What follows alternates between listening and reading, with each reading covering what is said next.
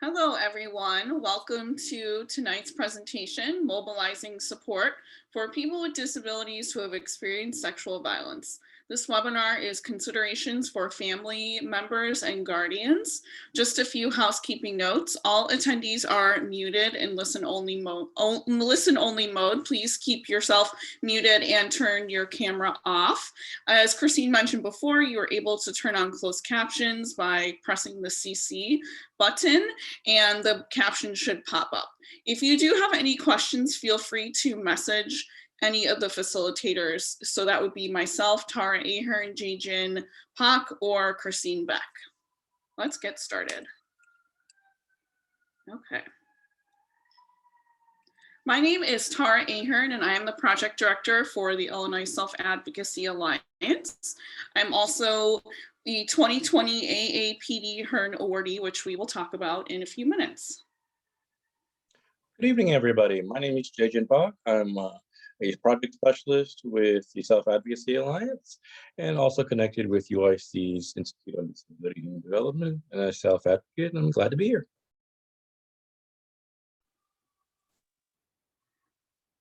Okay. Let's do a little activity. So speak up and speak out, and let's celebrate who's here today. If you can type in the chat and let us know who you are, if you're a person with a disability or a self-advocate, if you are from a disability service agency, whether you're a staff or an advocate, if you're from a rape crisis center, a family member or a friend, or an ally for people with disabilities. So tell us in the chat who you are, and we're going to give that a couple minutes.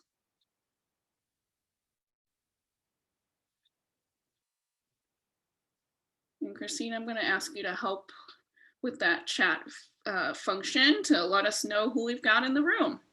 Absolutely. And when you use the chat to let us know who you are, I will let the rest of everybody else know. So again, speak up and speak out. We want to celebrate who is with us today. We're going to be learning with and from each other. So we have an advocate for CHS, Chicago Hearing Society, Community Outreach and Advocacy, and also DV, which stands for Domestic Violence. Michelle, thank you for joining us.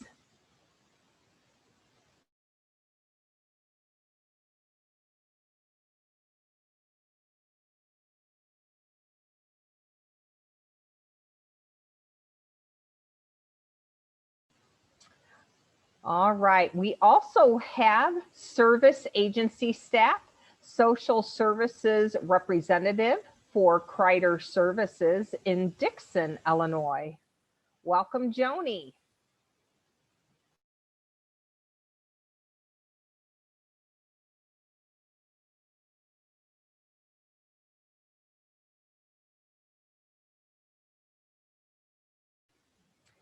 And we also welcome Bob Peterson, a fantastic self-advocate and advocate from the Chicago area.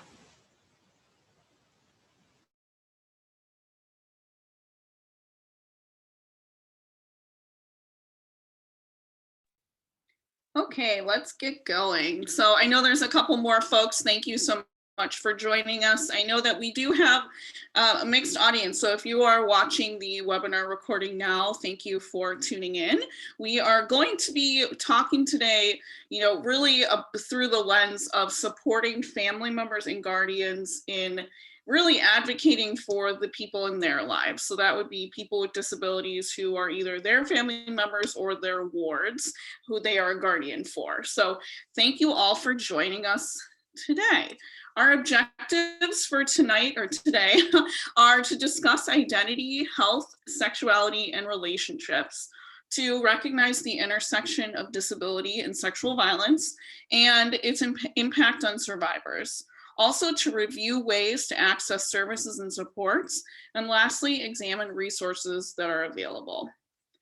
This webinar has been made possible by a grant that I received from the American Association of People with Disabilities, also known as AAPD. It's a national advocacy organization. It is the Paul G. Hearn Leadership Award. My project in 2020 was to engage survivors of sexual violence, people with disabilities, and also rape crisis centers and service providers to do collaborative work nationally around improving services, policies, and opportunities for people with disabilities. Okay, so now I'm going to turn it over to Jae-Jin, who's going to talk a little bit about our first objective. Great, thanks, Tara. So our first objective is all around discussing identity and healthy sexuality and relationships.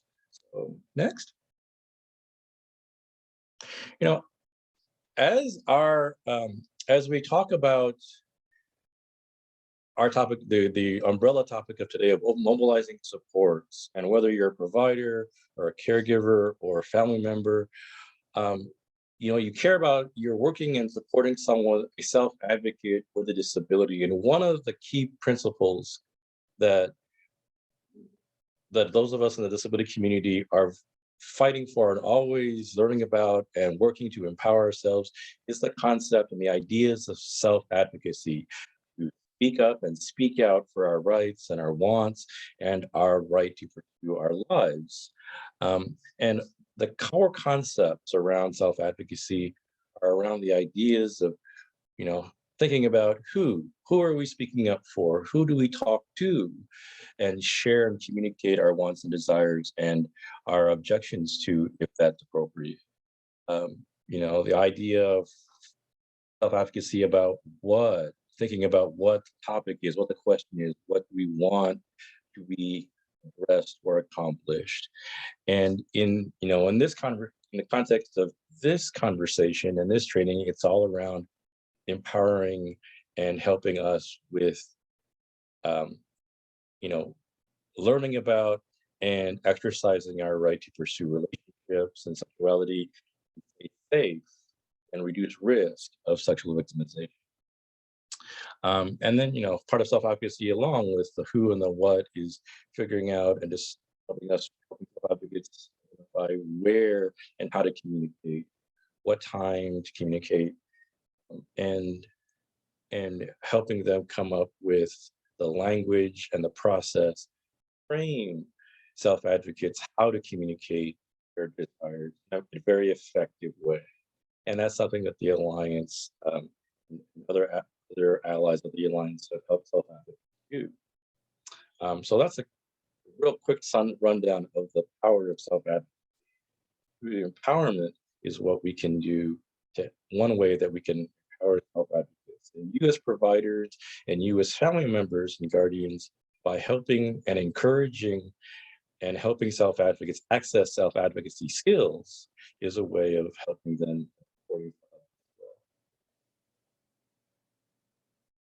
So when we're talking about supporting and talking around the issue of empowering self-advocates around their sexuality, gender identity, as well as helping to support them to reduce risk of sexual victimization, or supporting survivors of disabilities who have experienced sexual victimization. One thing that's important to understand is just the diversity of identity. We talk a lot about disability identity and to be proud of our disability identity, but disability identity is just one aspect. We all as human beings have a sexual identity and a gender identity, and those can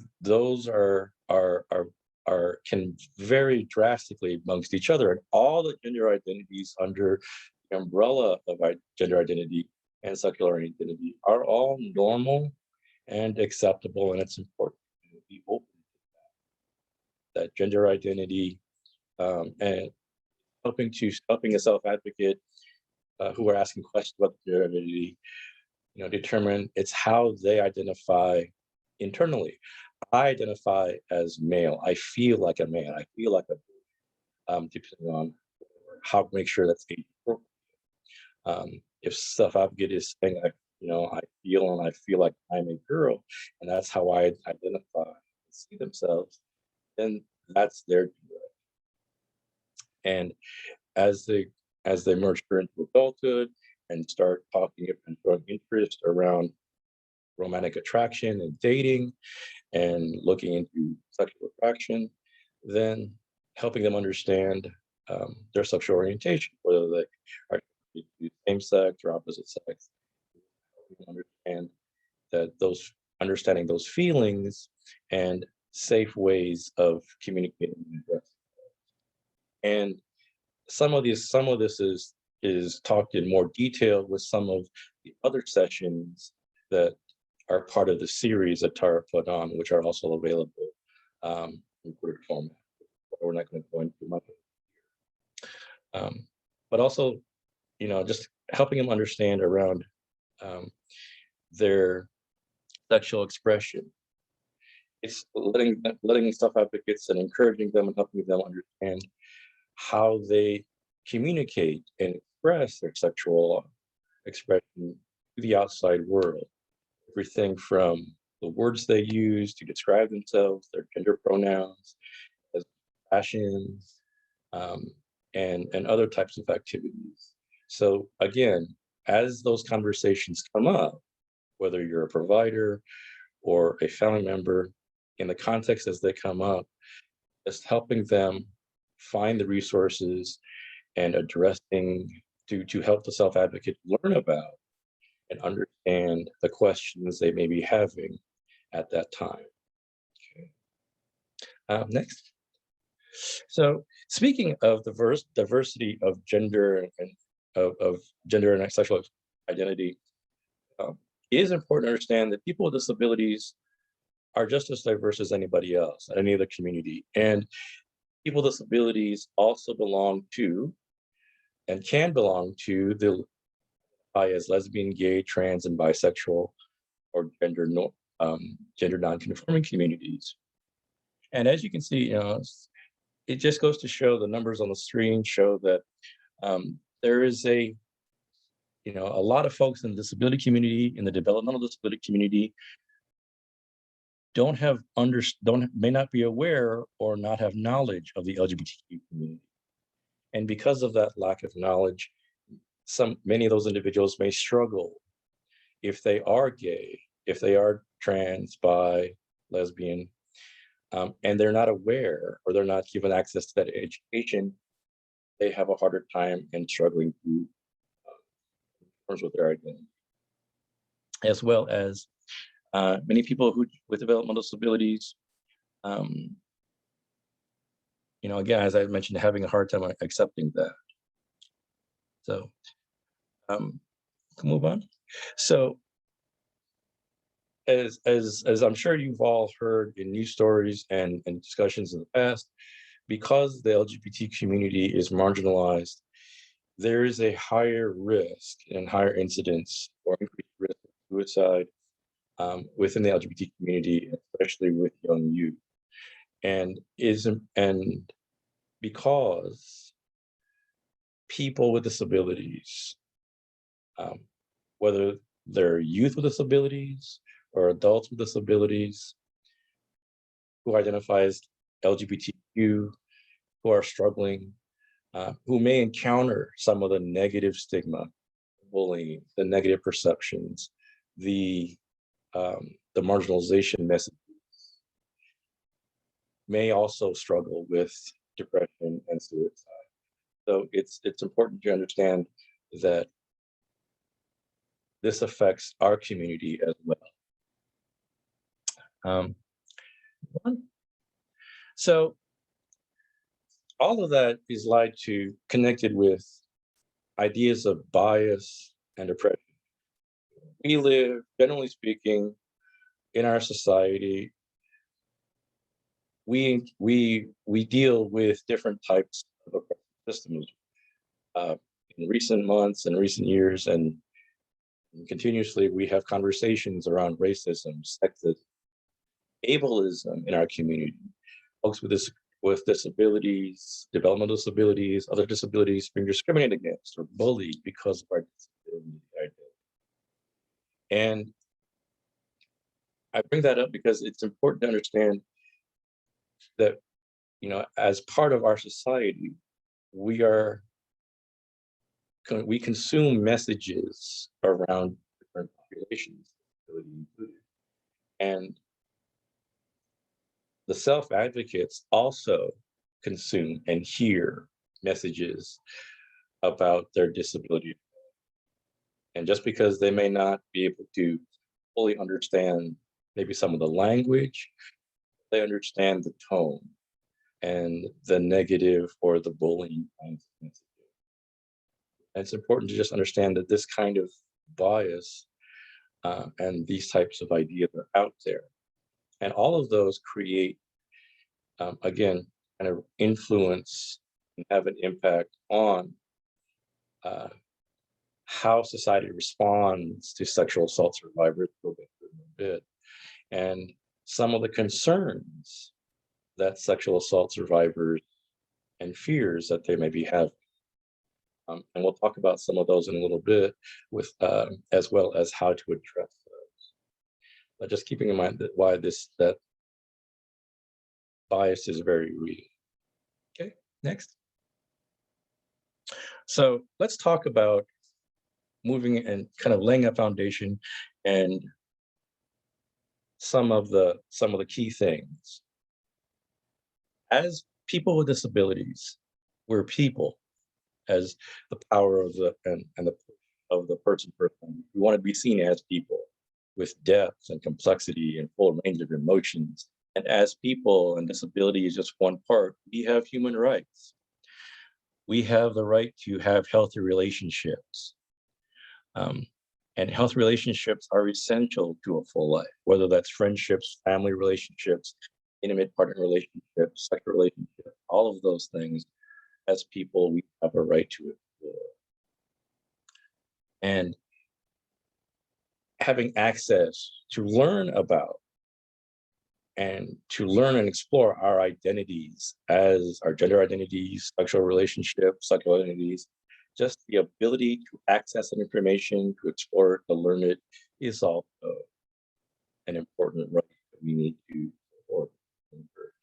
Next. So, now that we've established that we have consensus that we're all people, and we all have a right to have healthy relationships, we also have a right to explore healthy sexuality. And let's talk about, the key things about healthy relationships is that relationships are varied. And, whether it's healthy friendships, dating relationships, all of those are important and opportunities to explore, as well as the full range of healthy sexuality. Sexuality and healthy sexuality is a perfectly normal part of our human existence. And, the key things that are important to feel good about is that part of healthy sexuality is it's fun, it's pleasurable, it's enjoyable. That, we all have that sexual experiences are varied. And we have a right, everybody has a right to explore their own sexuality in safe, consenting ways. And a key part of both healthy sexuality and healthy relationships, one of the key foundations is good, clear communication between people involved. So, again, keeping some things in mind. So, like anyone else, people with developmental disabilities have the right to. And again, these are just reiterating some of the things we've talked about: healthy sexuality, relationships, safety, around relationships and sexuality is the right to privacy and confidentiality around, people with disabilities having the freedom and the right to choose how they disclose and how they talk about relationships with anybody else is important, and respecting that privacy, as well as I mentioned earlier, access to education. Next. So these are, I'm not going to go through all of these, but in the next 3 slides are a collection of sexual rights statements that were developed by a group of self-advocates in collaboration with different providers and experts but it was really driven by a group of self-advocates. And again, some of the key things are the rights to explore relationships, to marry, to date, have information. So we can go through these.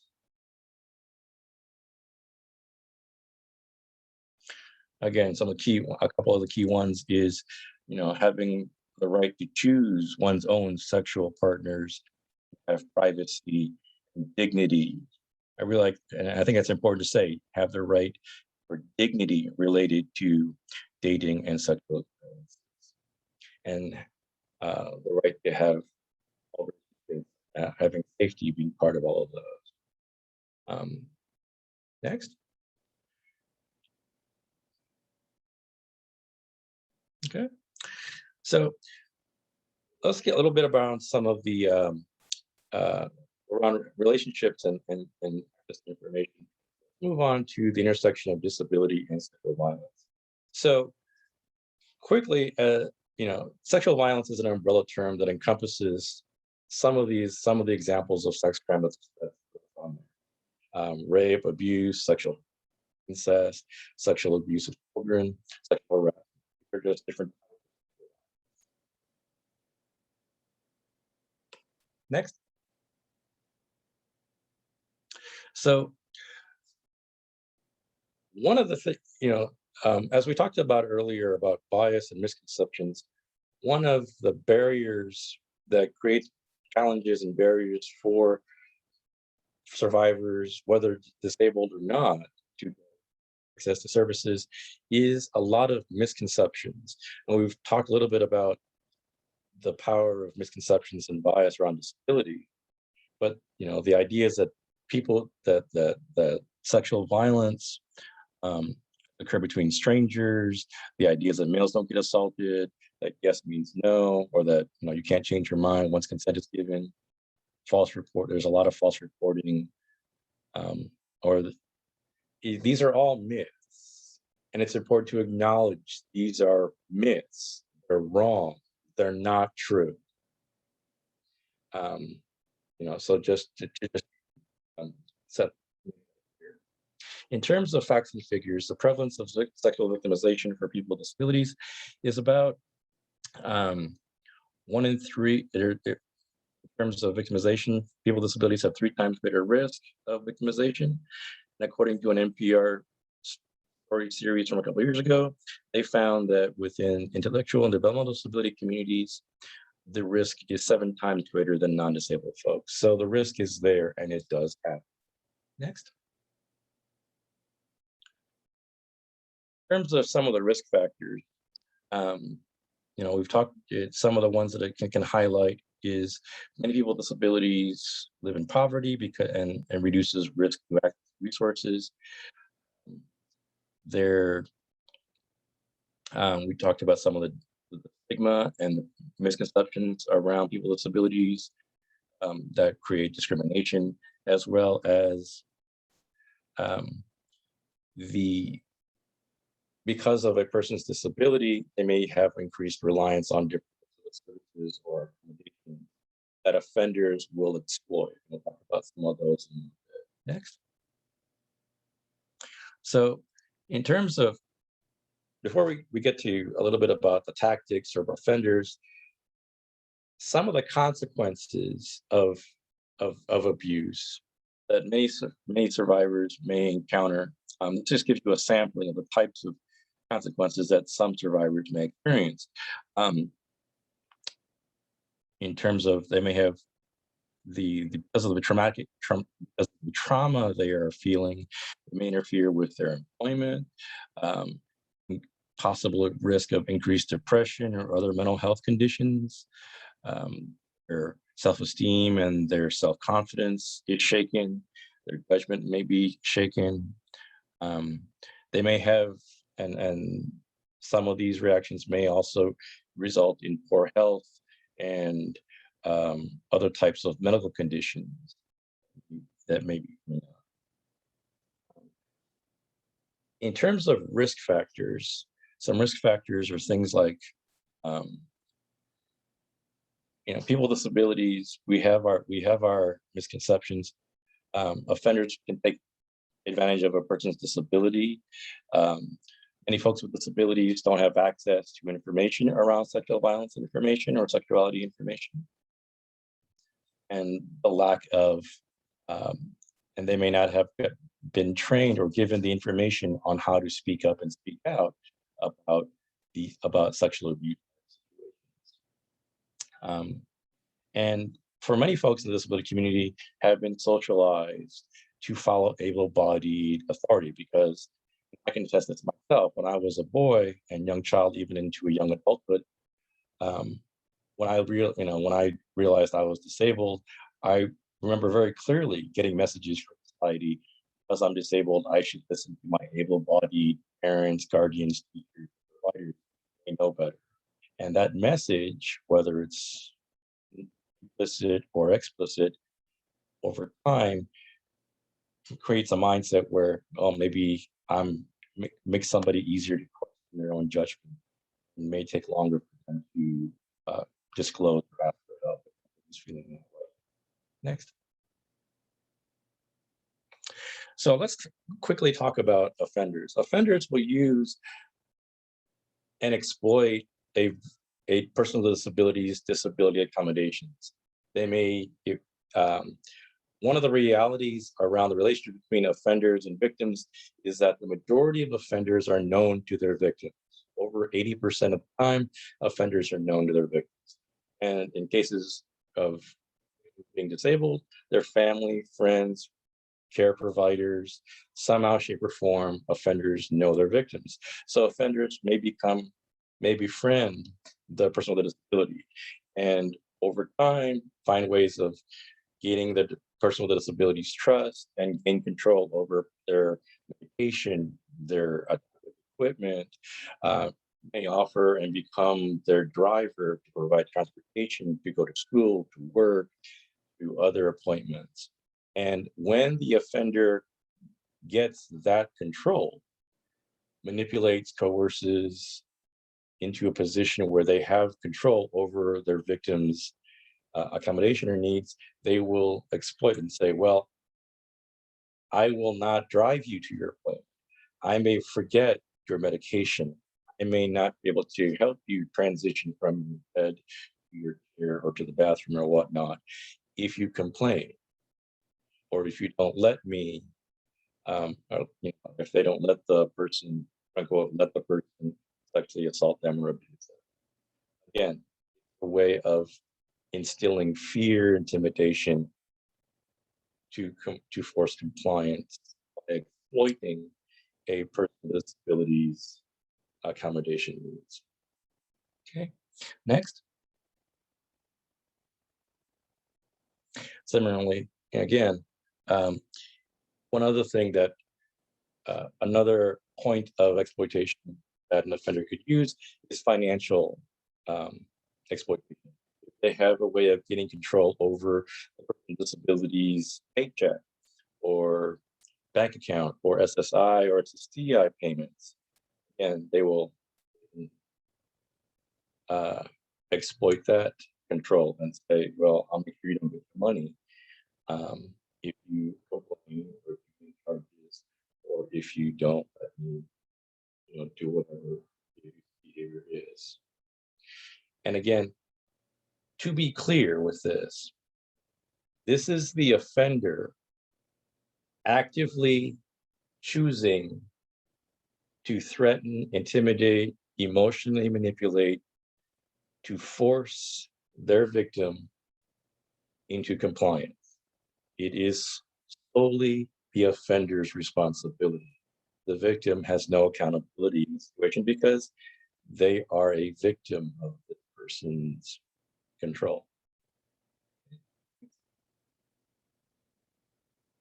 So Tara will go into some of the resources that address some of these, but in terms of barriers, we've kind of touched upon this throughout, is a lack of education or a lack of comprehensive sex ed. We have a long history in this country, in our society, in the US, debating comprehensive sex ed for school-age kids. And the debate can be healthy, but it is important that people with disabilities have access to comprehensive, that if they don't know what their body parts are called or what the function of those body parts are, and empowering youth and adults understanding what they have a right to say no, then and don't have the language to report or to ask for help, that creates another layer of barrier for disclosure. There's also many disability providers may lack specific types of training to help providers support a self-advocate in their exploration of sexual or gender identity, whether that's curricula, guides, toolbook, but just helping the provider understand what their role is and how to help a self-advocate explore their sexual identity and gender identity relationships and as well. As well as policies and procedure. So in terms of indicators, there's all of these you can refer to, but there are some key physical indicators that are any kind of, we can go to the next screen, is like any physical injuries to their sex organs or genitalia, could be obvious signs of injuries. If they have any kind of other type of unexplained injuries, into the next slide, when we talk about emotional or behavioral kinds of indicators, is if there are drastic changes in this self-advocate's behavior or emotional state. If there once was fairly outgoing and polite, and they all become very hostile, very angry, very sad, extreme changes in mood and behavior and personality types, those are things to be concerned about and try to find out why or what's causing some of these changes.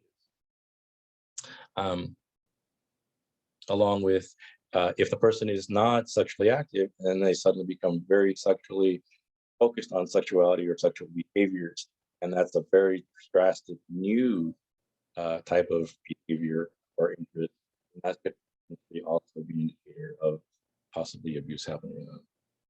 Okay, and I would encourage you to just to refer, and these are all for you. You can refer to it later.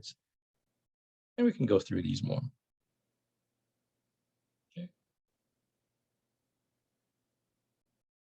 Okay, we can go to the next one. And talking about consent, the key things about consent is that it's clear, that it's clearly expressed what type of behavior, sexual activity the person is wanting, and what people are involved are engaging in. That consent is coherent, that's understandable, that it's willing. Everybody involved is agreeing to exactly what is being presented and asked. And there's no pressure, and there's no fear. And that it's voluntary, as well as the idea of ongoing is that consent can be taken back, that it can change. So everybody involved has the right to change their mind and walk away without fear. So the idea is that, key things about consent is that it's freely given, that it's informed, and that it can be taken away. All of them is perfectly fine. So I'm going to back over to Tara to talk about resources and support. Thank you so much, Jijin. That was really helpful. And again, just to remind everyone, we will be sending out the PowerPoint slides. And also, I didn't mention this before, but for the series that this is a part of, we do have several other webinars that are recorded. So we have just an overview of the topic of sexual violence against people with disabilities. And then we have several different considerations webinars for disability service providers, rape crisis centers. We have one specifically for people with disabilities. And then we have some other events that we recorded on healthy relationships, healthy sexuality, art and trauma recovery, and then a presentation on bisexuality and healthcare outcomes from a professor at UIC. So we encourage you to check those out. Christine, if you're able to, would you please put a link for that page? We're on our website where people can, if you could put that in the chat, that would be wonderful. So we're going to transition now to talk about ways to access services and supports. I think that we can all agree sexual violence amongst people with disabilities is an epidemic. This is a huge problem, and there's a lot of barriers, as we heard, right? Access to services, our own internal biases as people who are engaged in or with people with disabilities, lack of support and understanding and policy from the perspective of providers who are not really, like up to speed on what they could be doing to provide better support. So let's talk about some of the things that we can do to support individuals. Okay, so starting out for indicators, and again, thank you, Jae-Jin, for talking through those. If you notice an indicator, if you are a family member or a guardian, and this also goes for if you're a staff person working with individuals, you know your individual that you love and support probably better than a lot of folks, right? So, you are probably going to be able to tell if something has changed. So, asking a person directly what has happened, we encourage you to do that. Obviously some folks don't communicate with words, and I know that that is something that comes up a lot, right? So, whether the person communicates with yes or no, or blinking, pointing, a communication board, if they're able to communicate and you know how they communicate, try to figure out what's happened, right? And then also providing opportunities to, just for that person to be open with you. This is a hard topic. It's, I asked when I was young, I'm also disabled, I asked my parents about sexuality, and they each told me to go talk to the other parents. So I never really got much out of them. I learned, I had some sex ed classes in Catholic school, which were abstinence only. So that, again, a different perspective. But, I think that we do a disservice by not having these conversations, as awkward as it can be, and most young people learn by experience or from their friends, and disabled people really aren't any different. I think the negatives is that they might not always have the appropriate education, they might not be hearing things correctly, and really when it comes down to it, a lot of this is, prevention is a big part of this, but also, people have a right to understand their bodies and, a right to decide for themselves what they do and don't do with those bodies. And I think when we really think about it, that's something that as parents and guardians, we need to really respect, no matter sort of like what we're bringing to the table, right? That people should be able to make those decisions for themselves. Okay, so here we go. Providing, really connecting with services. If you suspect that someone you love and care about has been sexually assaulted, we encourage you to get in touch with a local rape crisis center, or in the Office of Inspector General, which is all OIG. So if you are a mandated reporter, you would need to contact OIG or the Department of Public Health or Adult Protective Services, depending on where your person receives services. And then also the police may need to be involved as well. So the person may not want to disclose right away. We see this happens, and I think, finding someone that is trusted, that you can open up to. There's a lot of fear, right? A lot of people have been groomed, and as Jae-Jin mentioned before, so they might be afraid. They might think that something bad will happen to them if they tell, or they might not know how to tell. If they don't have the language to, really discern what has happened, they might not be able to have the language to say what went wrong, right?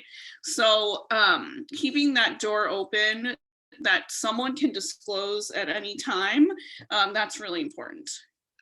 So we have some we have some resources here of how to respond to someone that has disclosed. And really the most important thing is to believe the person and offer support. Respect them and provide any assistance. Don't blame them or judge them or doubt them or punish them. The most important thing you can say is, I believe you and I'm sorry this happened to you. How can I help? What do you need right now? And then, of course, you know, getting in touch with a rape crisis center. Okay. So when someone discloses, your job is to listen and do so without judgment.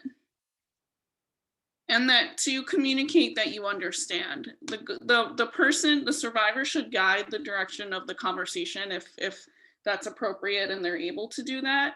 And if you are a mandated reporter, explain what the implications of the disclosure mean. So if you are mandated, you do have to disclose within a certain amount of time, but obviously for family members and guardians, you know, it's a shock, you know, and I think to take yourself out of that for the moment and really be fully present for the individual.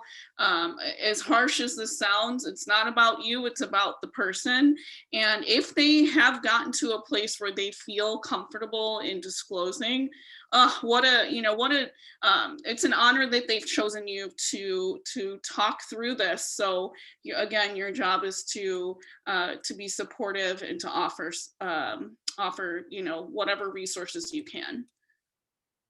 Okay, so, you know, again, I think that when you have guardianship over someone, some of these things can be really contradictory, right? The reason that you may have guardianship is because your ward needs support to make decisions. There's always kind of, you know, without getting too in the weeds, you know, there's a balance, right, between wanting to make decisions for the person when maybe they're not able to, and supporting them to do that for themselves, right?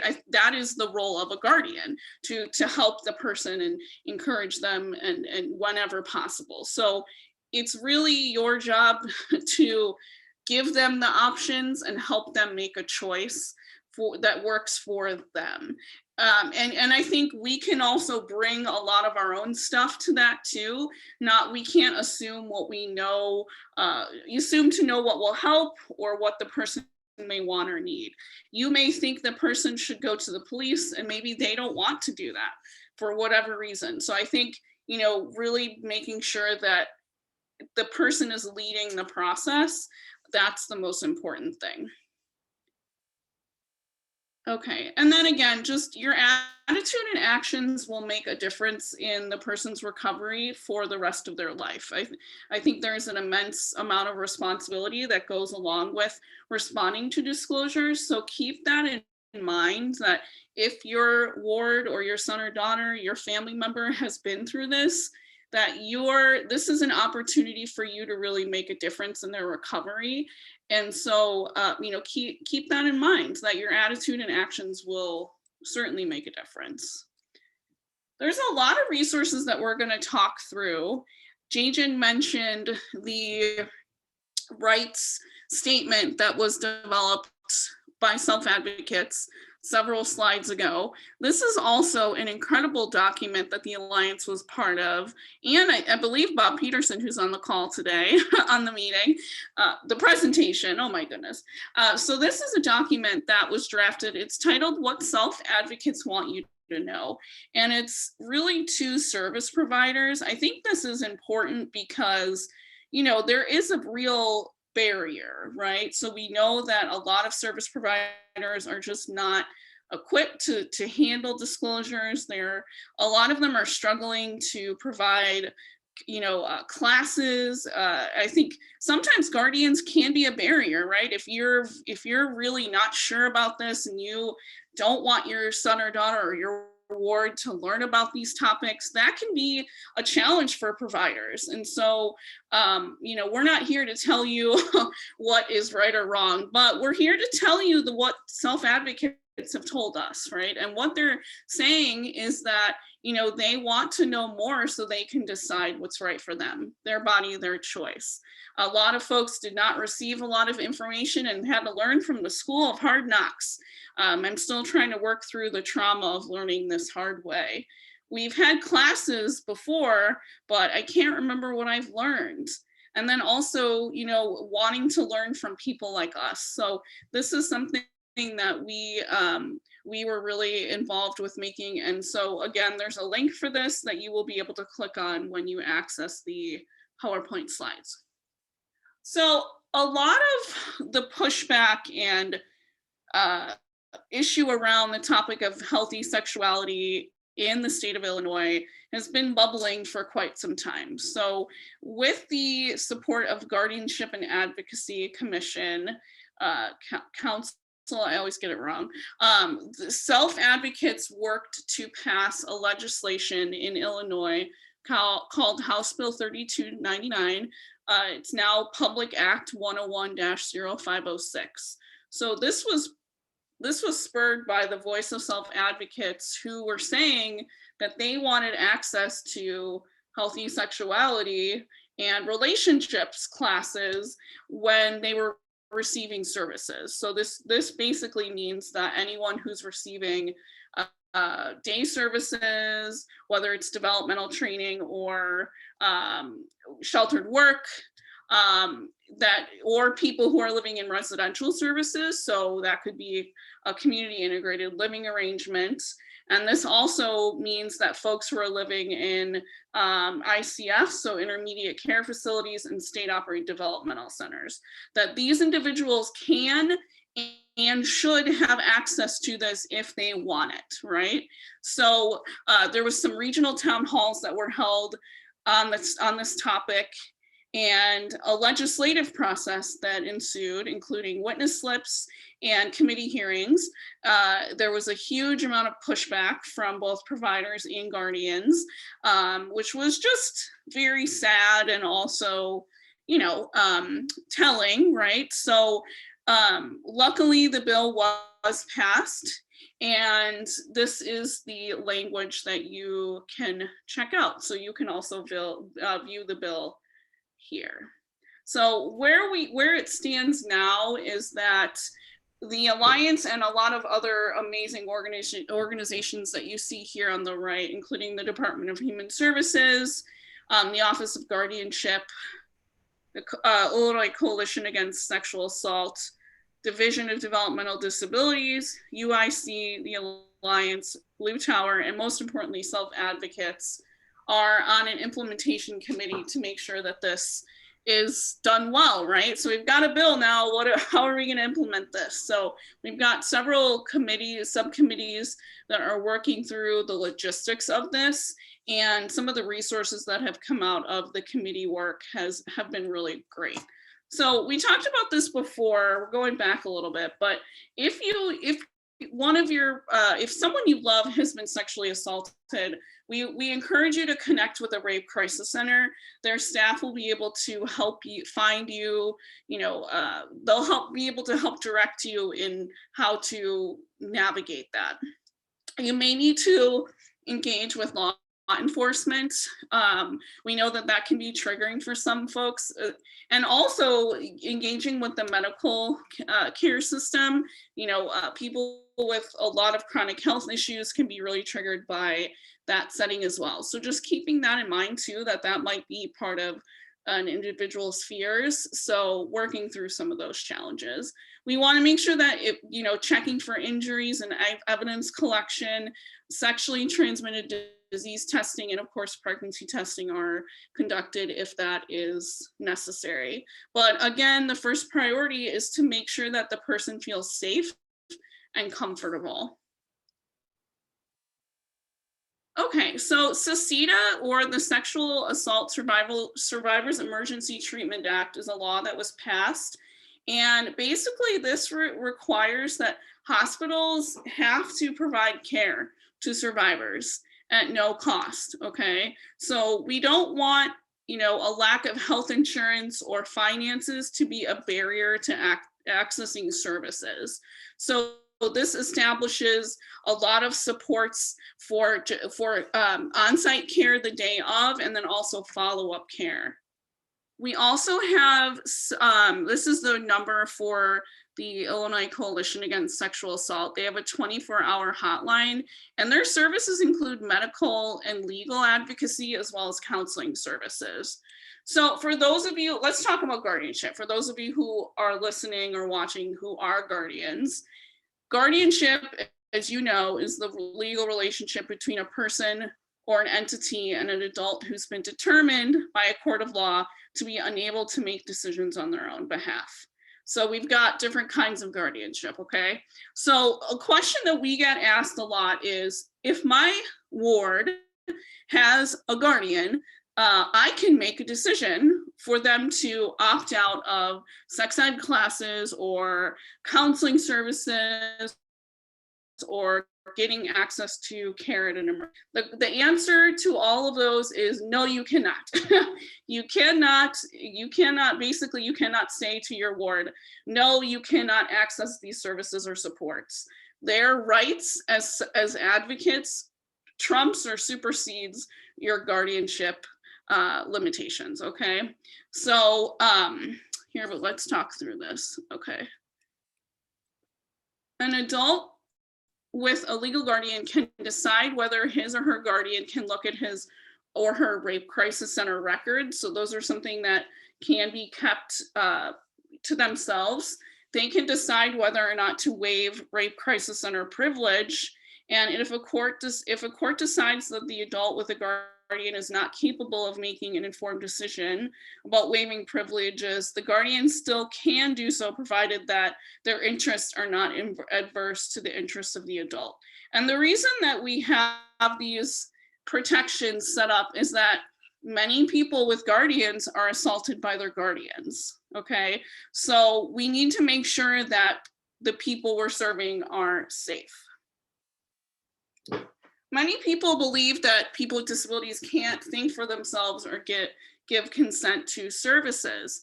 People do not need a parent or guardian to consent to medical treatment, evidence collection, or the release of evidence.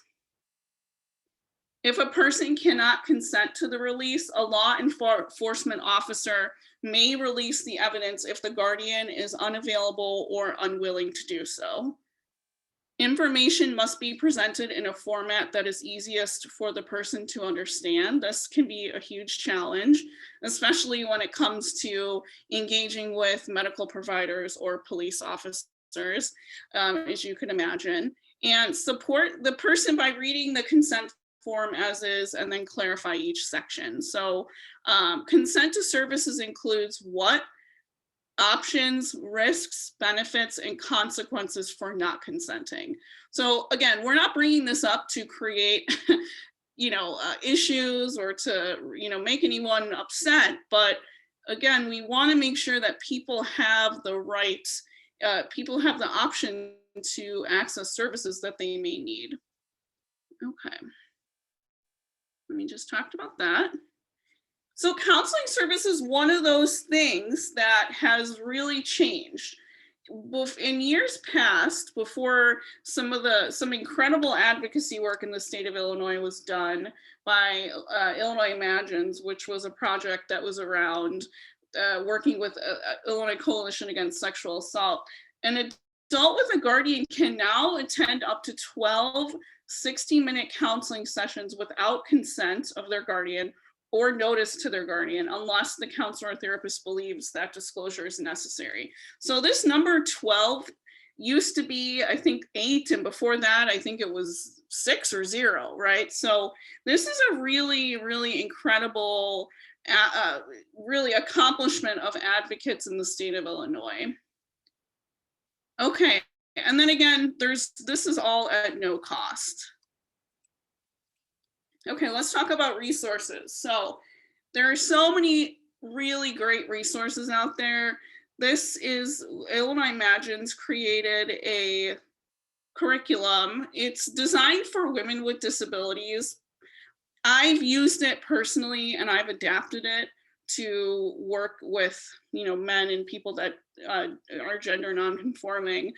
The reason it was designed this way is because of the way that they're funded by the Office of Violence Against Women. But, there are also a lot of really great free curriculums that are floating around out there, and we have access. There's access to them on the Department of Human Services website. So I will point that out in the upcoming slides where you can access that. But basically, the notion is that all education should include these basic tenets. As Jajan mentioned before, rights is a huge one. Most people don't know about their rights.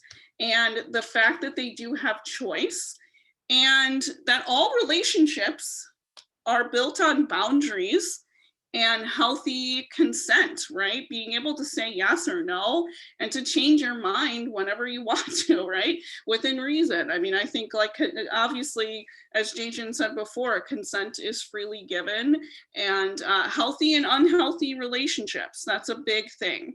So we've seen lots of folks, and just wanting to make this caveat that some individuals really want to learn, and that maybe they'll learn about violence prevention and they'll learn about healthy sexuality and then choose not to engage in sexuality. Okay, and maybe for some folks it might be the opposite.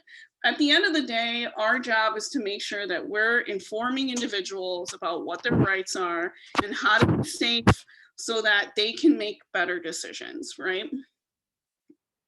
Okay, and then just as a little note here, there's another project like Illinois Imagines in Illinois called Envision Illinois, which started in 2013 and focuses on people with disabilities and works to transform systems so survivors can have equal access and healing, safety, and justice. So this project is more about domestic violence, but we know that a lot of times the two happen simultaneously, because if you're in a relationship and your partner is abusive, you are likely to be experiencing both sexual and domestic violence at the same time. So obviously there are some crossovers, but you can access information on that here. So Illinois Imagines also, among so many of their many incredible resources, they have a guide for parents and guardians, and I would encourage you all to check it out. There's a lot of resources on how to talk to your ward, your son or daughter, your loved one about these topics. There's sample activities or worksheets that you can use, and just really it goes into more of why this topic is so important and what you can be doing on a practical level. So as we're winding down, I had a couple of scenarios that I wanted to go through. So this question is, how can I keep my child safe from sexual violence? This is such a huge, important topic, right? There's no guaranteed way, of course, to keep your loved one safe, but there are some things which can reduce risk factors. So keeping an open dialogue and having, an open relationship with your person that you care about, and providing critical information as needed, giving them the permission to say no to things in their life. So, giving someone autonomy over their choices and their body and their life, that's a really important thing, because it teaches them that, I have a choice. So it may not seem like it, but those small things add up to those bigger things later on. Teaching about private activities, locations, body parts, and conversations. So having healthy conversations about masturbation, for example, when to do it and when not to do it. That's something you do in private when you're alone in your room, right? As opposed to when you're at the sheltered workshop on the floor with your friends, and that's conversations that people may need to have. And what are their body parts, and maybe their body's changing and they want to, have those conversations. So making sure that your ward has a way to communicate their feelings. And I would say if you don't know how to communicate with your ward, that's something to really dive in deeper to figure out. Most people can communicate, and even if they have a tough time with it, You know, usually you can tell if someone's unhappy, if they're screaming, yelling or crying, then they're probably not happy. So how, you know, what makes a person happy? And then teaching different ways to express affection and to greet people. I think this is something that we talk a lot about too with young individuals, with young kids especially about consent and body autonomy, that if someone doesn't want to give grandpa a hug or a kiss, that's okay, right? Because again, those things make a difference later on in a person's life. And then learn what you can and work with others to make sure that your loved one is fully educated and respected. You know, again, there's no, you know, we just really need to hold ourselves accountable and hold agencies accountable and hold, you know, rape crisis centers accountable and police and medical providers accountable to giving quality care to people with disabilities, especially now that we know that people with disabilities are sexually assaulted at such high rates. So we're not doing ourselves a service by remaining ignorant about these things, because the odds are, you know, a lot of our loved ones have experienced this, and we need to step up to make sure that people don't experience this again in the future. Okay, so let's talk about people that are essentially nonverbal. I think that that's a really challenging and maybe problematic way of describing someone, because again, you know, maybe the better word would be doesn't use words to communicate, right? Some people rely heavily on verbal or use of words to communicate what they want to say, while some others, as I mentioned before, may use gestures or sounds or even pictures. How does your loved one communicate other needs or problems to you?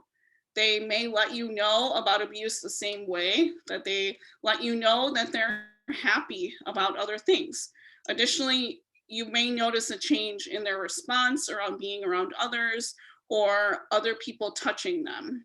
Does your son or daughter suddenly seem withdrawn or afraid of other people? So, and again, checking back to those indicators that Jae-Jin talked about before.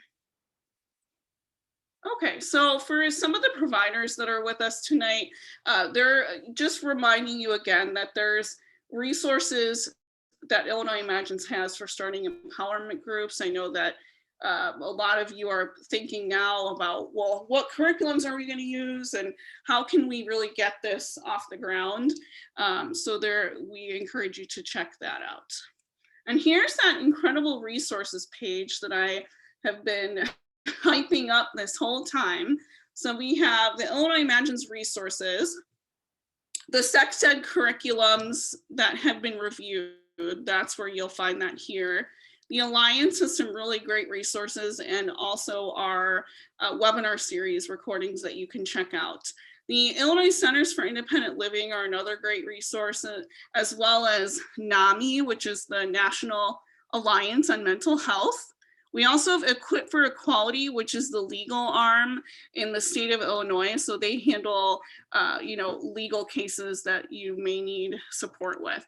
And then also University of Illinois Department on Disability and Human Development. They always have a plethora of great content and trainings and resources that are coming out all the time. And then just to follow suit with the important topics that Jae-Jin discussed around identity, Queerability is a really great resource. And then we also have some resources on coming out and other LGBTQ resources for DSPs. And then lastly, we have the Human Rights Campaign and also Griffin Center, which is Everybody Counts. This is a really great resources that a disability service provider agency created.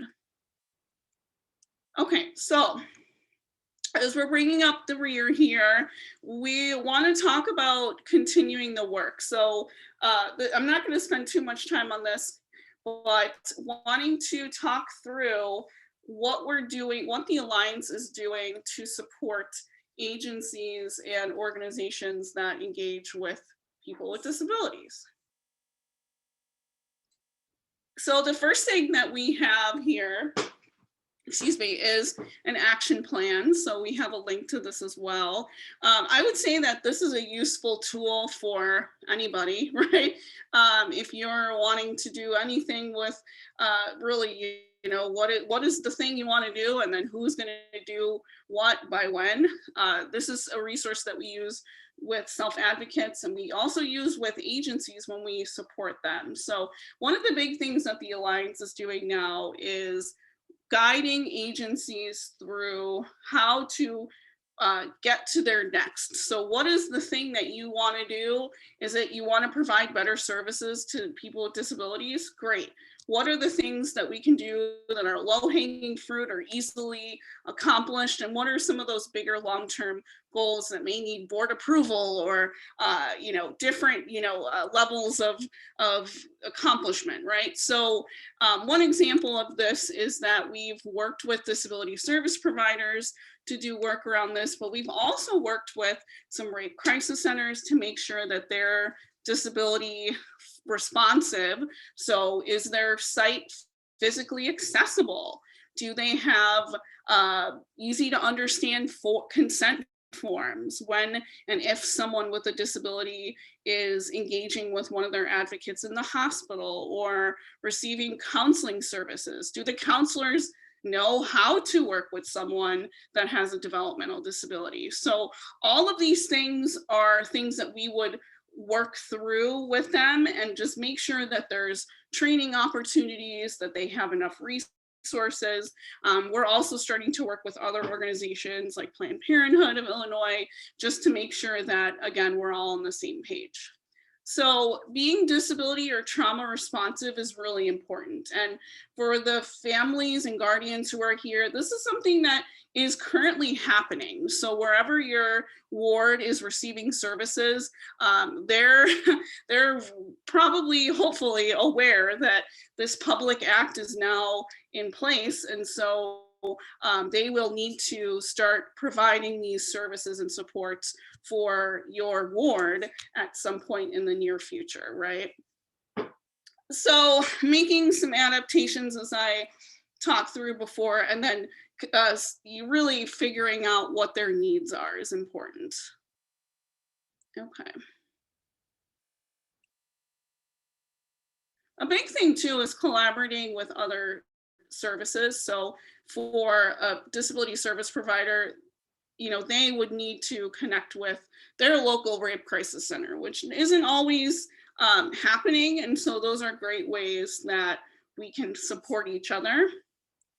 And then also adapting policies that are specific to this issue at their agency. I can tell you from experience, I've been in trainings with DSP staff who were learning about this issue, and not one person in a room of about 50, none of their agencies that they knew of had policies and procedures around disclosure. I bet they do, but the staff may not have known. And I would even go so far as to share that some of the staff were saying that, you know, the response was to medicate people if and when they became more sexually adventurous or active. And so, you know, the shock and horror that I hope you're feeling is, you know, that's sort of like the reality of where we're at, right? That a lot of agencies are just really ill-equipped to handle this. And so, you know, there's a lot of work to be done. And I think as an advocate for your ward, you can help to just advocate that your son or daughter family member gets this education if they want it. And again, they are able to opt out if they don't want to learn about it. But, you know, if that's something that they're, you know, looking to have knowledge about, why not, right? Tara, this is Bob. I would like to echo what you did because because people with disabilities will need to learn this, and like Tara said, we're here to educate and help. We're not here to hurt or harm anyone. This is for Barely the Self-Advocacy. That's why we developed this and I just really think it's very important that people listen to the kids and adults to figure out what they want. And I do know the guardians always say, well, I know what's best for them, but yeah, that might be true. But it's all about their choices. And Right. Absolutely. Thanks, Bob. Yeah. So, I mean, I guess just to kind of echo that sentiment that, where there's a will, there's a way. If someone wants to be sexually active, they're going to do it. You can kind of create restraints around things and have people kind of watched, but there's people that are going to do it in the hallways or in the closets, or they're going to figure it out, right? And again, I think that we can't stop it, but we can prepare people. And I think that the biggest thing here too is that sexuality is a part of it's a healthy part of an adult life. And going back to ableism and internal bias, a person can have a developmental disability and still have an adult body.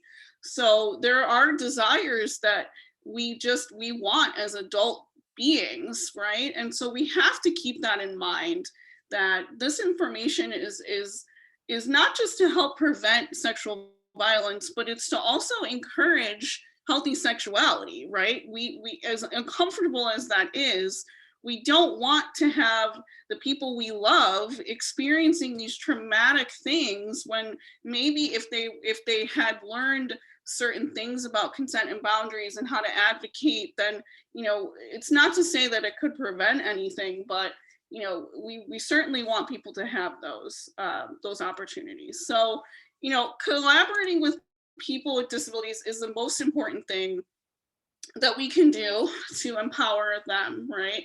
So this means that hiring people to co-present trainings, having them develop resources and materials like the ones that we talked about today, having people lead support groups for other disabled individuals, and having them on boards and committees is the way that we practice nothing about us without us. And it's the way that we walk the talk as allies and advocates in the disability world, especially for people with developmental disabilities.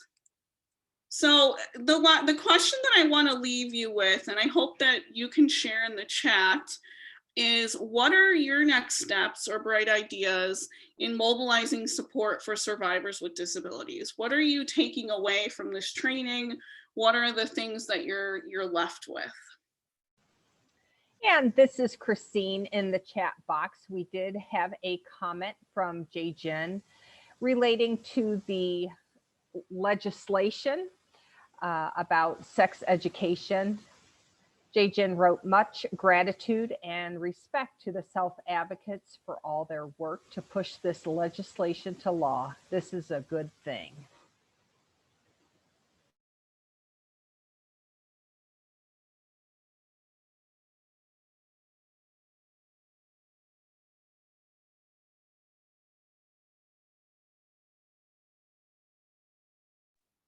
Okay, what are your next steps or bright ideas in mobilizing support for survivors with disabilities? Let's see, one of the comments is finding out where my nearest sexual assault center is. I'm not sure if there is one in my community. Well, that's a great one.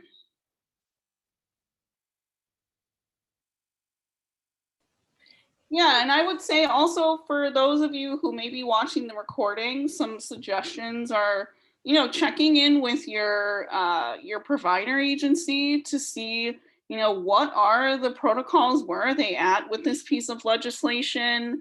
What are their plans? Maybe it's to encourage them to hire your son or daughter to help give trainings, right? Or ask, like, do you have people at the agency on committees, people that receive services? You know, what are the, you know, I think that parents and guardians can be a huge ally and advocate for the work that a lot of us are trying to do in the state to make services and supports better, you know, and we know you're all, there's so much that you're already doing and you're wonderful advocates already, but these are just some small things that can be done. And even just opening up a dialogue about this topic with your ward, you know, what, maybe there's a show that you've watched and this topic has come up, and maybe that could be a good segue. Are there any other ideas in the chat, Christine? Yes. Here's another comment. Keep working to inform self-advocates on their rights and options around around sexuality. And then also you can find out where local rape crisis centers are by going to www.icasa.org.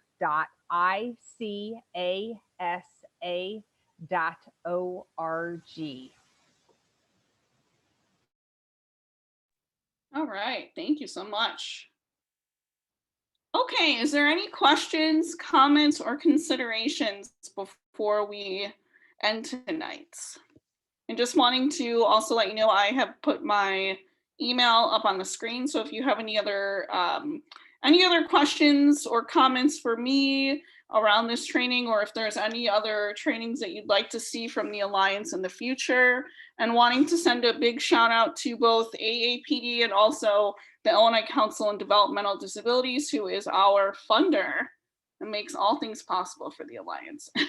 Yes, I want to add one additional comment we got.